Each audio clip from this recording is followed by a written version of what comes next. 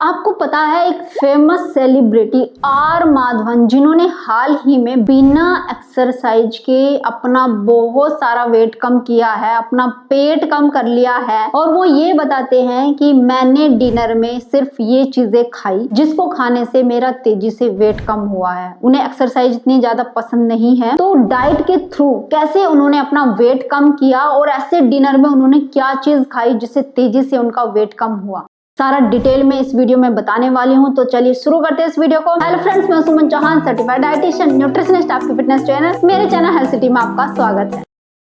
अगर आप भी मेरे साथ वर्कआउट करना चाहते हैं जल्दी से जल्दी अपना वेट कम करने के लिए, तो आप मेरी ऑनलाइन क्लासेस ज्वाइन कर सकते हैं। तो चलिए मैं बताने वाली हूँ आर माधवन ने ऐसा क्या खाया अपने डिनर में जिससे तेजी से उनका वेट कम हो गया बिना किसी एक्सरसाइज के। आर माधवन बताते हैं कि मैंने ऐसी कोई स्पेशल डाइट फॉलो नहीं करी, जो मैं शुरू से खाता था वो मैंने खाया, लेकिन थोड़ा सा तरीका चेंज किया और रात के समय में कुछ बदलाव किए अपने खाने में और थोड़ा सा टाइम चेंज किया, जिसकी वजह से इतने बदलाव मुझे देखने को मिले। तो सबसे पहले उनकी जो स्ट्रेटेजी थी वो ये थी कि खाने को पियो और पानी को चबाओ, यानी कि उन्होंने अच्छे से अपने खाने को चबा चबा के खाया और जब वो पानी पीते थे बड़े आराम से, बिल्कुल छोटी छोटी घूंट लेकर के, मतलब कुछ भी चीज आप ड्रिंक कर रहे हो ना तो बिल्कुल रिलैक्स होके और उसको धीरे धीरे से पियो। जब आप गटक गटक के पानी पीते हो ना तो ये भी कई बार ब्लोटिंग करता है, गैस बना देता है, यानी कि पेट को बड़ा कर देता है अगर आप सिर्फ और सिर्फ पानी भी गलत तरीके से पी रहे हो। तो इसलिए पानी को भी ठीक तरीके से पियो, कोई भी चीज ड्रिंक कर रहे हो उसको भी अच्छे से रिलैक्स होके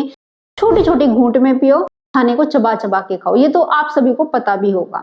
चलिए जी, नेक्स्ट उनका ये था कि उन्होंने थोड़ा सा टाइम चेंज किया अपने खाने में। सबसे पहले मैं ये बता देती हूँ कि वो लिया क्या करते थे, जैसे ब्रेकफास्ट में, लंच में, डिनर में, वो जान लीजिए। और फिर टाइमिंग भी बताती हूँ कि उन्होंने कैसे अपना टाइम सेट किया खाने का।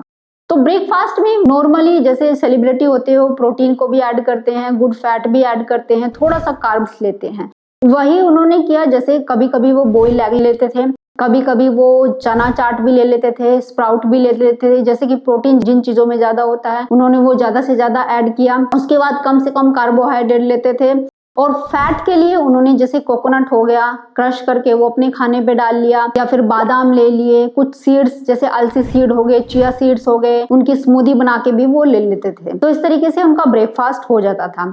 लंच के टाइम में वो ढेर सारा सैलेड लेते थे जिसके ऊपर कोकोनट क्रश करके डालते थे और साथ में ही वो जैसे मूंग दाल का एक बाउल भर के, या फिर उसमें चिकपीस होते थे, या फिर चने की सब्जी हो सकती थी, जो भी प्रोटीन वाली चीजें हैं वो एक बाउल उसका लिया करते थे।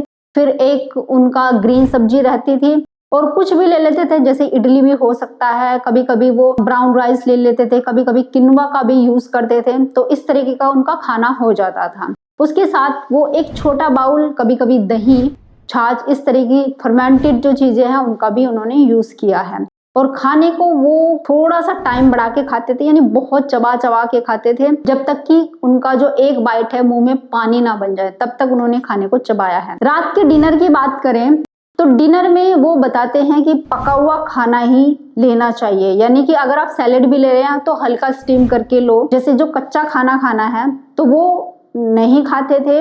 और वो बताते हैं कि कच्चा खाना जो है 3 बजे के बाद नहीं खाना चाहिए किसी को भी।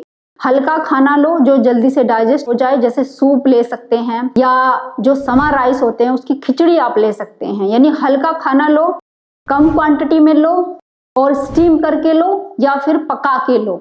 कच्चा जो भी है, फ्रूट हो गए, सैलेड हो गए, उसको रात के समय पे ना खाएं। अब ये बात हो गई जो जो उन्होंने खाया।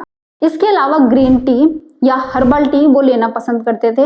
दूध या दूध की बनी चाय या कॉफी उन्होंने अवॉइड किया। अब मैं आपको बताती हूँ टाइमिंग क्या थी उनकी खाने की।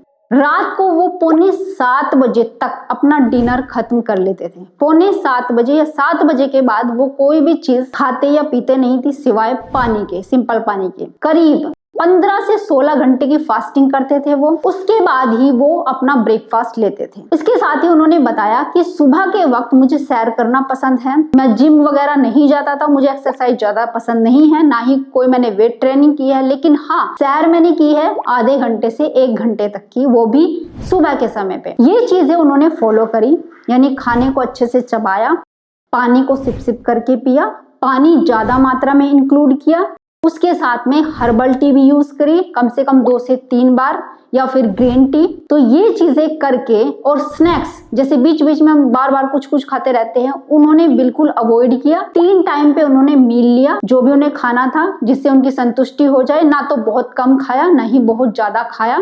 और जब 15 से 16 घंटे उनके फास्टिंग को हो गए तभी उन्होंने ब्रेकफास्ट किया। तो खाने को आप देर तक कैसे चबा सकते हैं, इसके लिए कुछ टेक्निक आपको बता देती हूँ। आप कहेंगे कि हमसे चबाया नहीं जाता, देर तक कैसे चबाएं। जब हम मुंह में रखते हैं तो 5 से 10 बार चबाने के बाद ही आपका जो खाना होता है वो पानी में बदल जाता है, यानी और आप चबा नहीं सकते। तो इसके लिए आप क्या कर सकते हैं, एक तो आप जो खाना आप बिल्कुल सॉफ्ट बनाते हैं, मुलायम बनाते हैं, जैसे गेहूं की रोटी हो गई, वो सॉफ्ट बनती है। तो जितना ज्यादा सॉफ्ट आप अपना खाना रखते हैं उतनी ही जल्दी वो आपके मुंह में मेल्ट हो जाता है और जल्दी आप उसको निगल लेते हैं। तो इसके लिए आप क्या कर सकते हैं, मैं आपको बताती हूँ। जब भी आप गेहूं की रोटी बनाने जा रहे हैं तो उसमें ढेर सारा फाइबर ऐड करें। जैसे सब्जियों को आप ग्राइंड कर लें, जिसमें खीरा हो सकता है, टमाटर हो सकता है, आंवला हो सकता है, ग्रीन पत्ते हो सकते हैं, या फिर चुकंदर हो सकता है, गाजर हो सकती है, कुछ भी हो सकता है। उनको आप ग्राइंड कर लें। इन सब्जियों का जो जूस निकलता है उसमें काला नमक, काली मिर्च डाल के आप सिप सिप करके पी ले। इसमें बहुत सारे न्यूट्रिएंट होते हैं। अब जो ये पल्प बचा, यानी कि एक तरीके से सब्जियों का छिलका आप कह सकते हैं, इसको अपने आटे में मिक्स कर ले। और जब आप रोटी बनाएं तो रोटी को आप थोड़ा सा ज्यादा देर तक पकाते हैं ना, हल्की आंच पर उसको ज्यादा देर तक पकाएं, अच्छे से पकाएं, जिससे वो पक भी जाएगी और थोड़ी सी वो हार्ड हो जाती है, इतनी सॉफ्ट नहीं बनती है। जितनी आप बनाते हो ना सिंपल आटे की रोटी, इतनी सॉफ्ट नहीं होती है।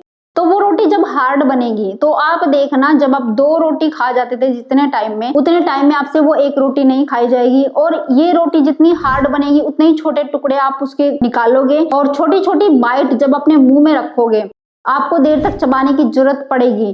तो तब आप देखेंगे आपका टाइम ऑटोमेटिक इंक्रीज हो जाएगा, आपका कार्बोहाइड्रेट कम हो जाएगा, साथ में जैसे फाइबर की क्वांटिटी बढ़ जाएगी, जो कि वेट लॉस में बहुत ज्यादा हेल्प करती है। अब आप कहेंगे कि सैलेड कब खाना चाहिए। सैलेड वैसे तो खाने के साथ नहीं खाना चाहिए। अगर आप कच्चा भोजन खा रहे हो दिन के समय में, लंच के टाइम में, तो सैलेड आप खाने से पहले खत्म कर लें।